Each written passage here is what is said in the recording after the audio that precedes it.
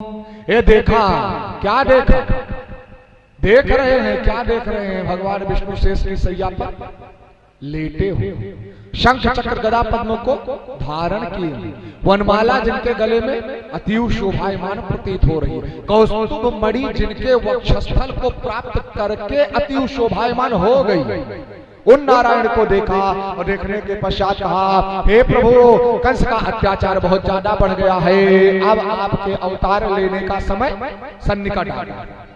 प्रभु ने कहा कि जो कुछ है सब होगा, जो कुछ है वो सब होगा, लेकिन समय के साथ होगा। और सुनो देवताओं, तुम्हें घबराने की आवश्यकता अब नहीं। देवताओं, तुम्हें घबराने की आवश्यकता नहीं है। भगवान के अवतार की कथा श्रीमद् भागवत महापुराण के 10वें स्कंद से प्रारंभ है और श्रीमद् देवी भागवत महापुराण के 4th स्कंद के 9 से लेकर के 14 अध्याय तक बढ़िया सुंदर भगवान के अवतारों का वर्णन किया गया। स्थिति क्या हुई बता रहे हैं, क्या बता रहे हैं कि देवताओं, घबराने की आवश्यकता नहीं है, मैं अवतार लूंगा। देवता हाथ जोड़ करके पूछे, प्रभु कहाँ लोगे? तब भगवान क्या बताते हैं, वसुदेवाग्रहे, साक्षात वसुदेव जी के यहाँ अवतार लूंगा, देवकी जी के गर्भ से। बोले ऐसा? बोले हाँ ऐसा। बोले कहाँ लोगे? बोले वो समय निश्चित होगा, जहाँ समय निश्चित होगा वहीं अवतार। इस प्रकार से देवताओं को आश्वस्त करके भेज। धीरे धीरे स्थिति क्या होती है, महाराज श्री व्यास जी जन्मेजय को बताते हैं, कंस ने क्या किया था? कंस इतना बड़ा अत्याचारी था, लोग मरे के बाद में वरासत लगावत, और कंस जीते जी वरासत लगा लिया था। भाई, पिताजी को कारागार में डाल करके स्वयं आसन पर बैठ गया था। स्थिति क्या हुई?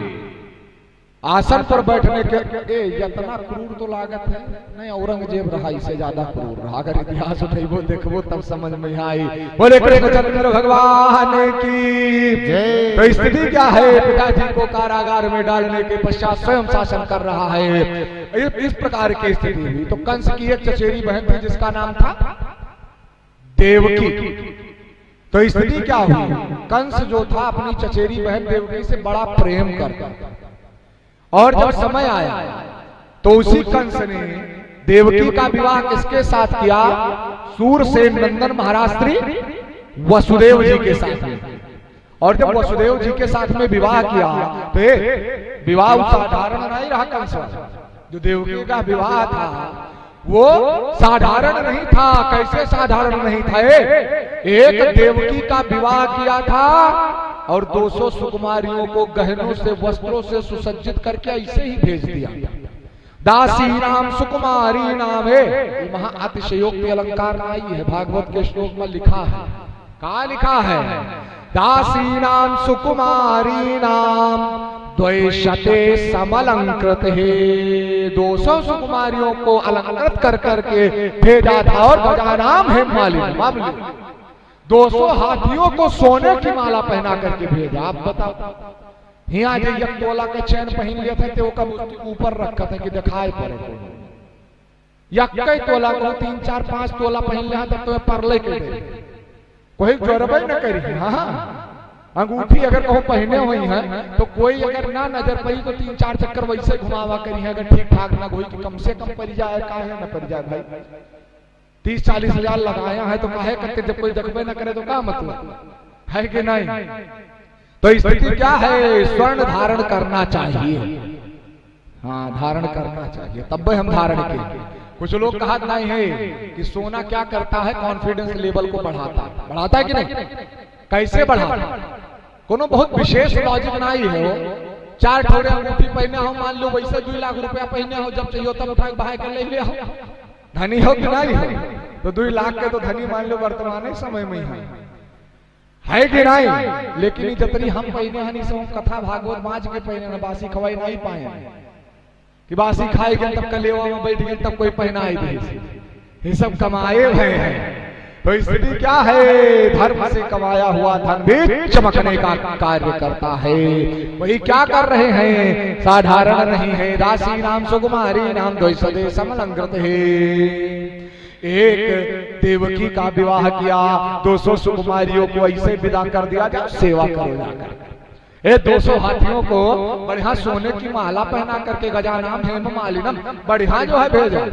जब इस प्रकार की स्थिति हुई, समय व्यतीत हुआ, विवाह संपन्न हुआ, कंस ने निर्णय लिया कि मैं स्वयं अपनी बहन को रथ में बिठा करके विदा करना। स्थिति क्या होती है, जैसे महाराज श्री वसुदेव जी को देवकी को रथ पर बिठा करके कंस डोरी को पकड़ता है और लेकर के जाने लगता है। जैसे थोड़ी दूर चला रहा तब तक क्या होती है, ऊपर से आकाशवाणी होती है, कंस जिस देवकी को आज तो रथ पर लेकर के छोड़ने जा रहा है, विदा करने जा रहा है, इसी देवकी के उदर से जन्म लेने वाला 8वां बालक तुम्हारा हंता होगा।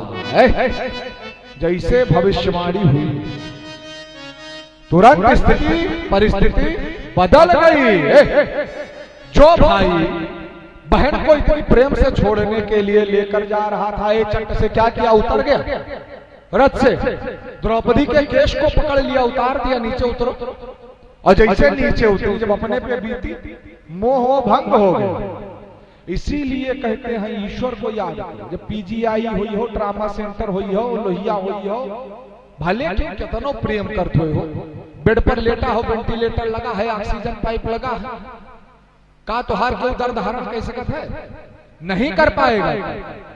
आपके दर्द को कोई हरण नहीं कर सकता है। इसका जीता जागता उदाहरण संचित भाई दर्द जिसको होगा वही तो भाई उसी का दर्द करेगा, कौन हरण कर पाएगा। धन लोग दे सकते हैं, 7 लोग दे सकते हैं, इनोवा क्रिस्टा दे सकते हैं, गाड़ी दे सकते हैं, डॉक्टर किया ले जा सकते हैं, प्लास्टर बधा सकते हैं, लेकिन जो दर्द हुई तो हरण हुई।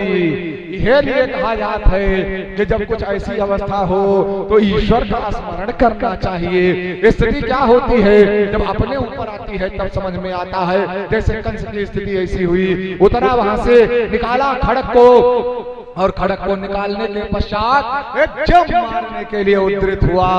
क्या किया है, महाराज श्री वसुदेव जी ने चट से हाथ को पकड़ लिया। साधारण नहीं थे हो, कश्यप के अवतार थे, क्षत्रिय वंश के थे, और हर पति का यह कर्तव्य होता है कि सुख और दुख में अपने पत्नी का साथ दे। जो अवस्था हो उस अवस्था में पत्नी का साथ देना चाहिए।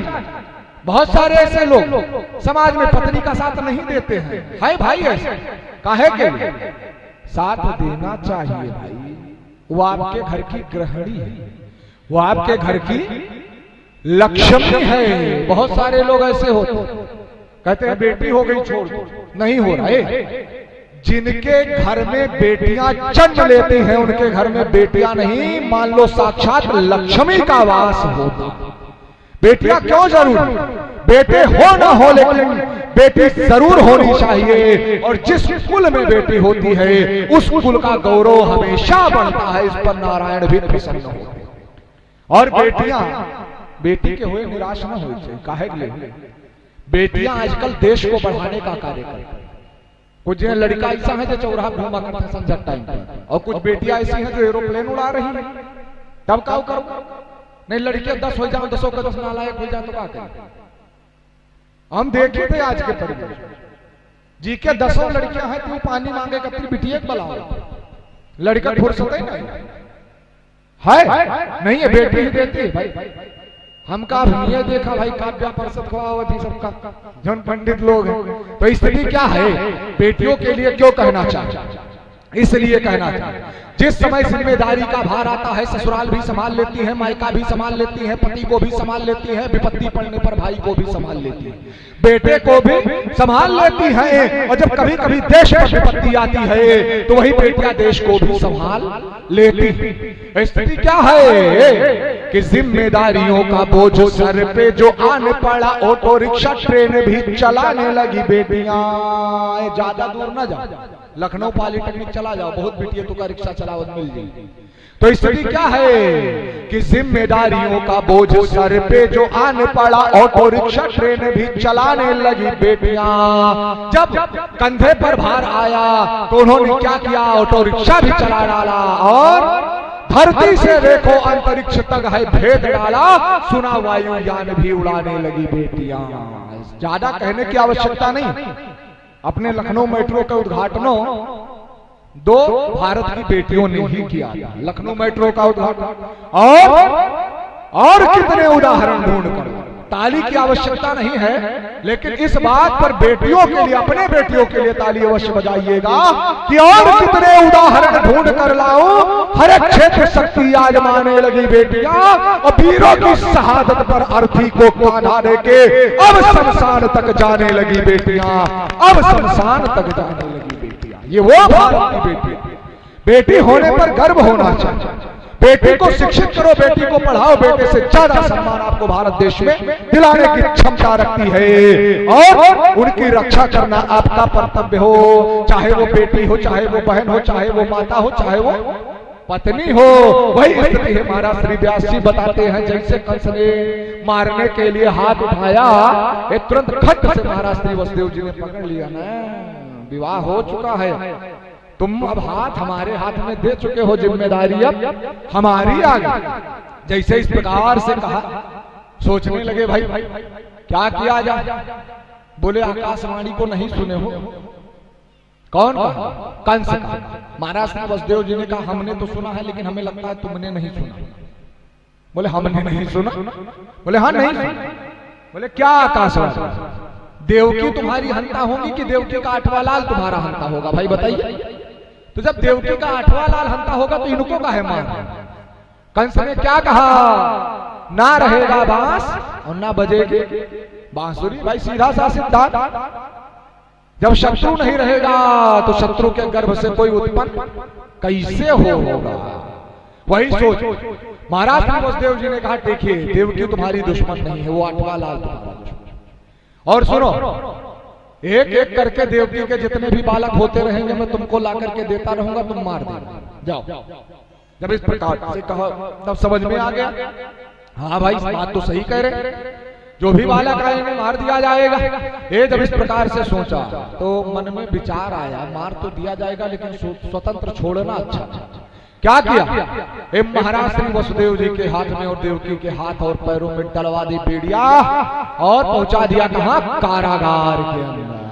वही मथुरा का कारागार है, समय रहते दर्शन होगा बहुत जल्द। तो स्थिति क्या है? जब कारागार में डाल दिया, धीरे धीरे समय व्यतीत होने लगा, और जब धीरे धीरे समय व्यतीत होने लगा तो उसी कारागार के अंदर मैया देवकी को पहला गर्भ, और जब गर्भ धारण हुआ, मास परिपूर्ण हुआ, तो क्या हुआ? कीर्तिमंतम प्रथमजम कंसः आनक दुंदुभि। पहला बालक उत्पन्न हुआ, जिस बालक का नाम कीर्तिमंत रखा गया। कीर्तिमंतम प्रथमजम, कीर्तिमंत का जन्म हुआ कंसः आनक दुंदुभि, कंस के यहाँ। और आनक दुंदुभि माने महाराज श्री वसुदेव जी एक नाम है। स्थिति क्या हुआ? जब पहला बालक उत्पन्न हुआ, महाराज श्री वसुदेव जी ने उठाया, छीन लिया देवकी के हाथ से, लेकर के चले गए। कहां लेकर के? कंस के लेकर के गए, जाकर के दिए। जब कंस को दे दिए तो कंस ने देखा, किसको देखा? बालक को। देखा बहुत सुंदर बालक। कंस ने क्या किया? कंस को ममता। स्थिति क्या हुई? दे दिया। बोले इसको लेकर के जाओ, हो 8वां तो हमारा हंता होगा, 8वें को मारेंगे, इसको काहे मार दे? भाई फर्जिए में काहे मार दिया? जब इस प्रकार की स्थिति को देख जैसे ममता आ गई, करुणा आ गई, और भेज दिया। वसुदेव जी लेकर के जाने लगे, इधर वो बालक को ले जा रहे, उधर देवता घबराने लगे। अरे प्रभु, देवताओं से कह रहे देवता कि जब कंस जैसा अत्याचारी जो है ममता और करुणा और दान दिखाएगा तब भगवान कैसे जन्म लेंगे? भाई जब ये करुणा करने लगेगा सबके ऊपर तब तो भगवान का अवतार ही नहीं होगा भाई, जब सुधर जाएगा। बोले क्या किया जाए? बोले क्या किया जाए? देवर्षि नारद को भेजो। स्थिति क्या हुई? कंस बैठा हुआ, तब तक क्या होता है? देवर्षि नारद जी का आगमन हो जाता है। बोले नारद भगवान की। स्थिति क्या? जैसे देवर्षि नारद आए, तो जब देवर्षि नारद आए, देखा देवर्षि नारद जी की तरफ, देखने के पश्चात देवर्षि नारद को प्रणाम किया। हो भाग्य जो आप पधारे। प्रयोजन अमर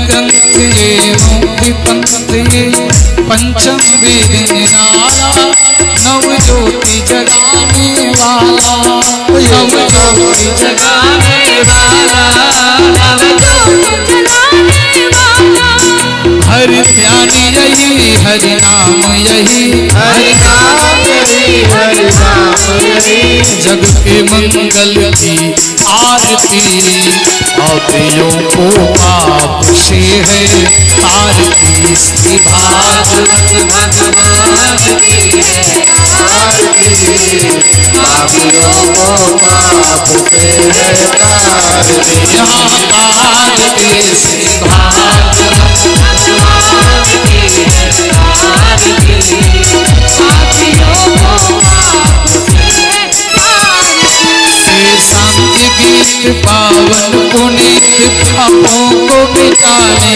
वाला हरि दर्श कराने वाला से शांति गीत पावन पुनीत पापों को मिटाने वाला हरि दर्श कराने वाला ये सुख करनी ये दुख हरनी यह सुख करनी यह दुख हरनी ये सुख करनी ये दुख हरनी यह सुख करनी ये दुख हरनी जग के मंगल की आरती पापियों को पाप से है आरती श्री भागवत भगवान की है आरती पापियों को पाप से है तारती आरती श्री भागवत भगवान की है आरती पापियों को पाप से है तारती ये मधुर बोल पग पंथ खोल सन मार्ग बताने वाला बिगड़ी को बनाने वाला ये मधुर बोल जग बंद खोल सन मार्ग दिखाने वाला बिगड़ी को बनाने वाला श्री राम यही घन श्याम यही श्री राम यही घन श्याम यही प्रभु के महिमा की आरती पापियों को पाप से है आरती श्री भागवत भगवान की है आरती पापियों को पाप से है तारती ये कृष्ण भक्ति राधा की शक्ति गुरु कृपा कराने वाली सब विपद मिटाने वाली सब विपद मिटाने वाली सब विपद मिटाने वाली प्रहलाद यही हनुमान यही प्रहलाद यही हनुमान यही श्री परम पिता की आरती पापियों को पाप से है तारती श्री भागवत भगवान की है आरती पापियों को पाप से है तारती पूर्वगौरम करुणावतारम संसार सार सदा वसंतम हृदयारविंदे सदा वसंतम हृदयारविंदे भवं भवामि सहितं नमामि धर्मेव माता च पिता त्वमेव त्वमेव बन्धुः च सखा त्वमेव त्वमेव विद्या द्रविणं त्वमेव त्वमेव विद्या द्रविणं त्वमेव त्वमेव सर्वं मम देव देव